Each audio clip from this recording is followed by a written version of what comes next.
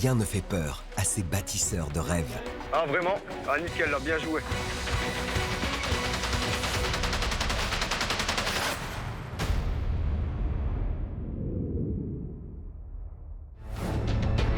Dans cet épisode, à l'est de Paris, une maison des années 70 est sur le point d'être transformée pour gagner un étage en plus.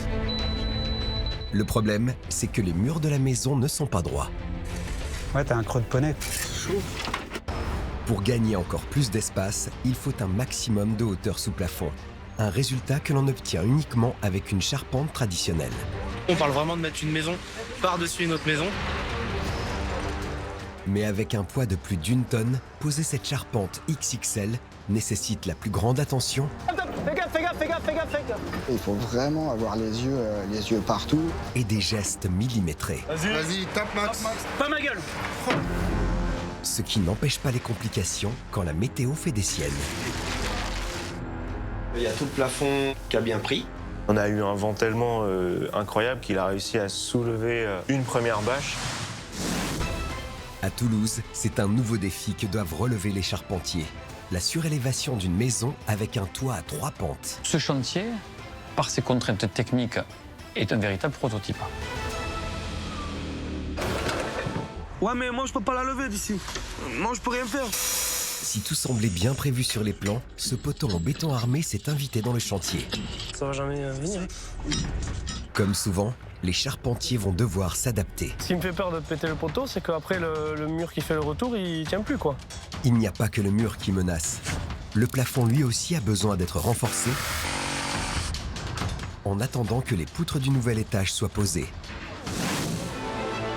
Et pour bâtir le toit, ils ont choisi une charpente ultra résistante, à condition de la poser parfaitement. C'est pas mieux de faire l'inverse? Quoi? De là-bas ici? Non, la ferraille. Ah ouais. Ces chantiers hors normes vont-ils résister à toutes ces difficultés?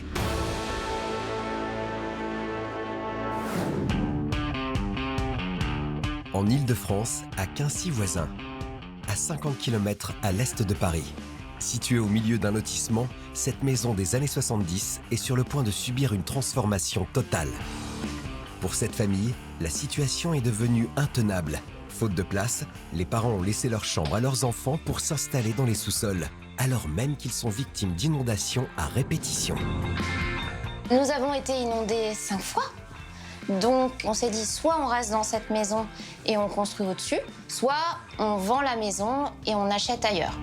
Or, avec ces inondations à répétition, difficile de vendre la maison. La solution, une surélévation pour gagner un étage supplémentaire et 80 mètres carrés. Il va y avoir nos 3 chambres. Donc une chambre pour chaque enfant, la chambre parentale. Il y aura également un espace de vie qui nous servira à la fois de bibliothèque, d'aire de jeu pour les enfants. Au rez-de-chaussée, les 2 chambres actuelles sont transformées. L'une devient un bureau, l'autre sert à agrandir le salon. Un changement radical pour la famille. C'est énormément de pression, de stress. C'est comme si on se lançait dans le vide, mais avec un parachute. Mais on ne sait pas s'il va s'ouvrir. Ce chantier estimé à 220 000 € a été confié à l'entreprise d'Antoine. La grosse difficulté de cette nouvelle maison construite sur l'ancienne, c'est de maintenir l'étanchéité du bâtiment, car la famille y vivra durant tout le chantier.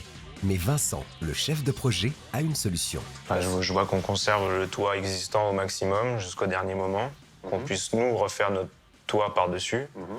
Et une fois qu'on est sûr que notre toit à nous est étanche, qu'on puisse retirer les tuiles pour les replacer. Pour poser l'étage en plus, il va donc falloir préparer les murs extérieurs de la maison d'origine. Et pour conserver le maximum de hauteur sous plafond, le choix s'est porté sur une charpente traditionnelle. Enfin, pour recouvrir le nouveau toit, on recyclera les tuiles de l'ancien. Celui-ci ne sera démoli qu'une fois l'étanchéité complète de la maison garantie.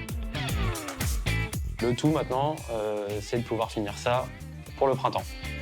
2 mois sont donc prévus pour réaliser l'ensemble de ces travaux. Un vrai défi. Ce matin, la surélévation de la maison des années 70 vient de démarrer. Et c'est José, le chef d'équipe, qui a pris la direction du chantier. 6 mètres 3 et 7 000 $. Et ça me donne la face de la ferme. José, sur un chantier de ce type, il a la niaque, il sait exactement ce qu'il faut faire, il a suffisamment d'expérience. Pour réaliser l'étage en plus, les murs de la maison qui épousent la pente du toit avec leur forme triangulaire et que l'on appelle des pignons ont été coupés. Concernant les façades, l'extrémité du toit a été supprimée pour dégager les murs porteurs. C'est sur ces murs que va être posé l'étage supplémentaire avec ces 2 éléments de charpente principaux que l'on appelle des fermes. Chacune pèse plus d'1 tonne.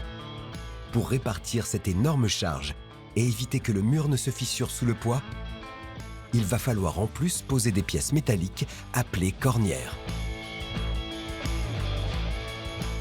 Mais avant tout, il faut déterminer si la base des murs de façade qui vont accueillir le nouvel étage sont de niveau.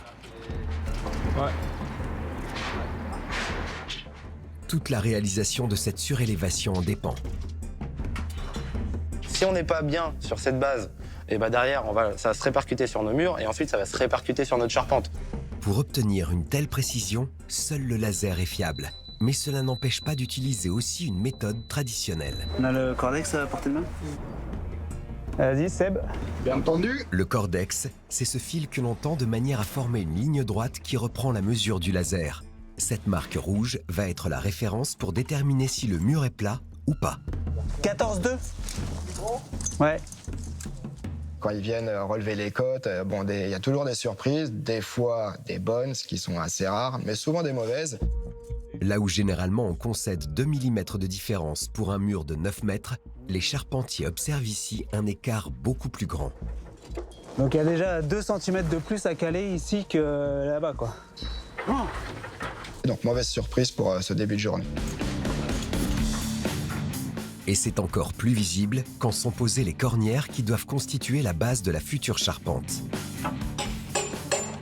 Il y a sa mère à caler. Ça va, hein. Après, c'est pas partout, parce que là, t'as le creux, et après, ça remonte un peu. Mais Ça remonte pas autant. Non, ça remonte pas. ouais, t'as un creux de poney. C'est pas un mini poney. Chaud. On se le met à... Dans tous les cas, il faut compenser cet écart. Le mur doit être totalement plat avant d'y poser la surélévation. Pour cela, 2 solutions. Utiliser une pièce de bois que l'on appelle un chevron ou faire un glacis, une fine couche de béton au-dessus du mur. On en a parlé au maçon et pour lui, 3 cm, ça tiendra pas, c'est trop fragile, dès qu'on va percer, ça va se fissurer, se fondre. Donc on n'a pas le choix que d'opter pour le bois. Mais du coup, là, si on s'amuse à tout caler... On va passer un temps. Ah bah, et puis c'était pas prévu comme ça, en plus. C'est 4 heures de perdu, mais ils n'ont pas le choix. Ils doivent poser le chevron pour qu'il épouse le trait de niveau. Alors, là, t'es bon sur les 30 premiers centimètres, t'es bon ? Pour reporter le tracé irrégulier du mur sur le bois, un simple crayon suffit.